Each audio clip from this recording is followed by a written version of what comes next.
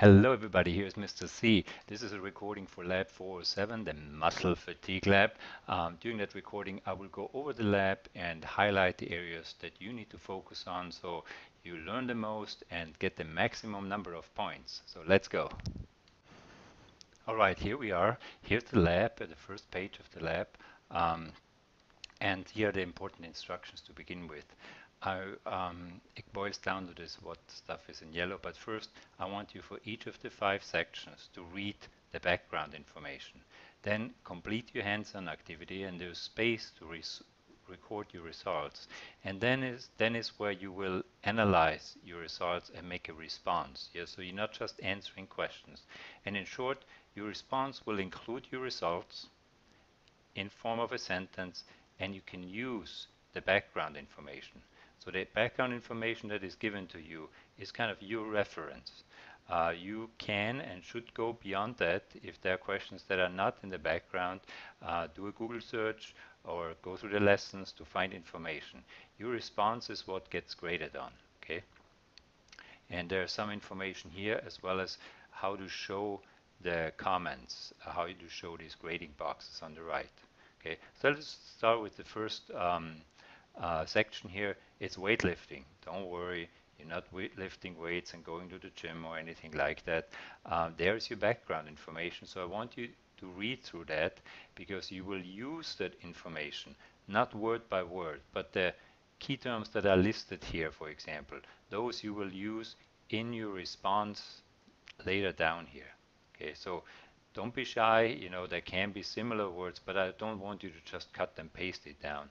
Use that when you summarize, when you respond to the prompt, when you give a response to what you're finding are using your results together with the background information. And the results usually have some questions in there to make it easier for you to write me a couple of sentences to analyze your results. Okay, let's go to the specifics here. Here's an activity where you need to hold a book in each hand. So grab a book. It's your decision to grab heavy ones or light ones. You raise one arm straight out parallel to the ground and the other arm goes down on your side.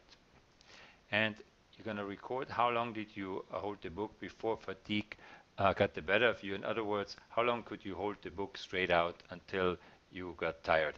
If you're holding the book after 5 minutes, get a heavier book, okay? You're going to write down here the minutes and seconds. You're going to answer which arm felt the fatigue most, which one you could hold on longer, and I hope that's an easy answer. But then the more difficult one is which muscles experience most fatigue. So you need to know where the biceps, triceps, deltoids, and pectoralis major is. So I did a quick search here and found this picture here.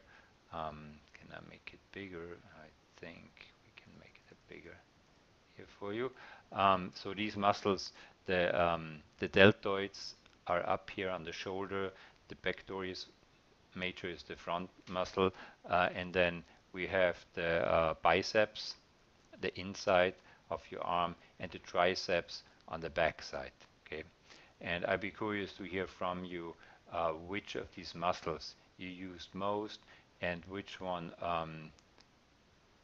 was fatiguing most in your response. So your response will start out explaining your experiment. Okay, your analysis is, hey, I held the book for so long, and stating your results.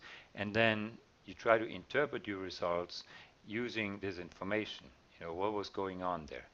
Okay, that you probably experienced fatigue that had to do with lactic acid production, and it used up the energy stored in your muscles, something like that, right? I want to know how we call a typical term for energy. We've talked about that, and that's all you need to write. 3 to 4, 5 sentences. That's what I'd be looking for. Did you use explain key terms from the background? So did you use that information here? Did you collect the data, and did you make correct sentences? Second part is called too tired to sit. I hope not. Again, the background here. There's some information here. Okay, what lactic acid is. So you can use that information also in number 1 if it helps you.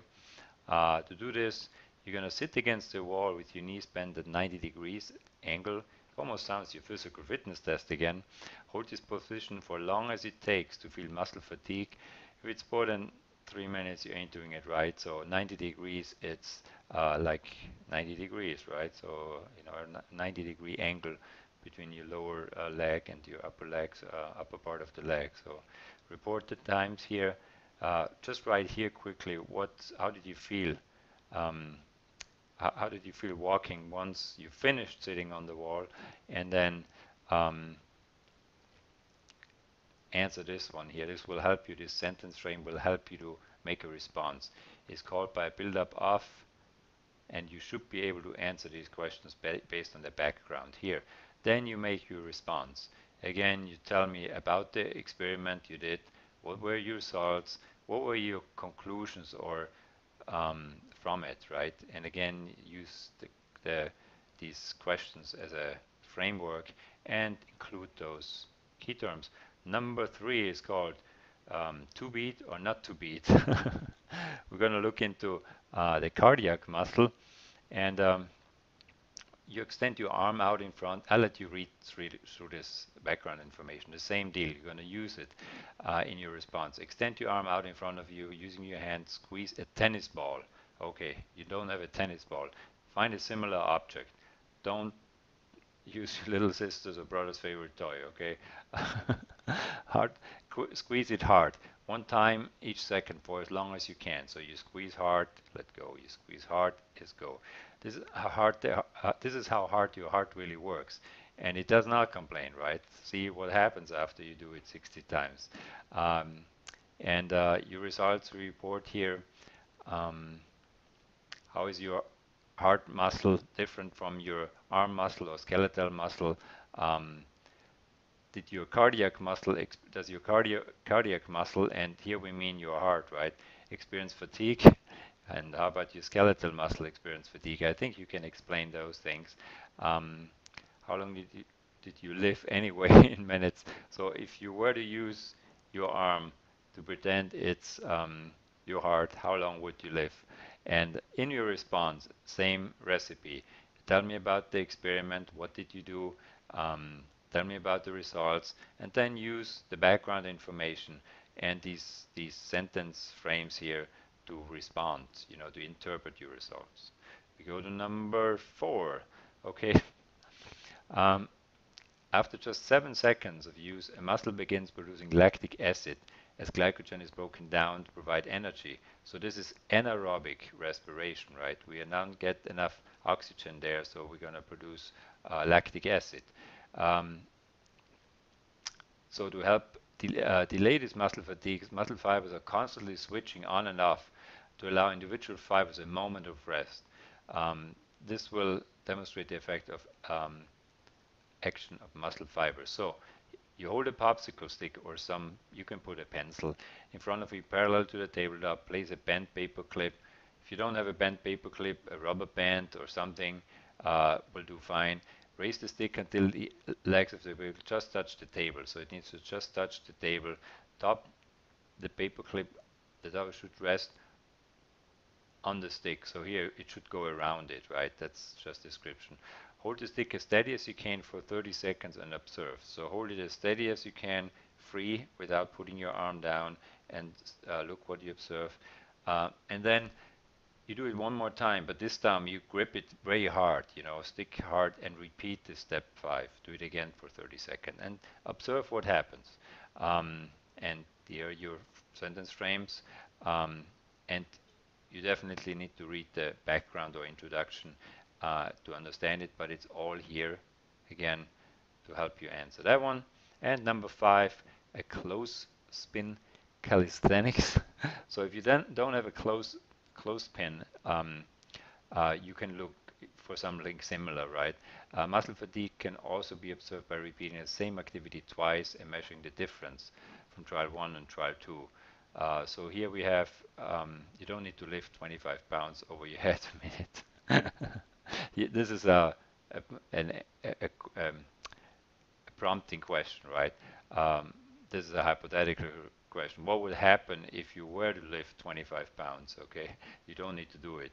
What you need to do is a close spin between your thumb and index finger and see how many times you can squeeze it in 1 minute. Okay, record that data. And so if you don't have a close spin, but you have something, you can use that ball again, that rubber ball, squeeze it, and see how many times you can squeeze it. Now that without resting, squeeze it as fast as you for a second minute, and then you record that data again. And how often did you do first minute? How often did you do it in the second minute?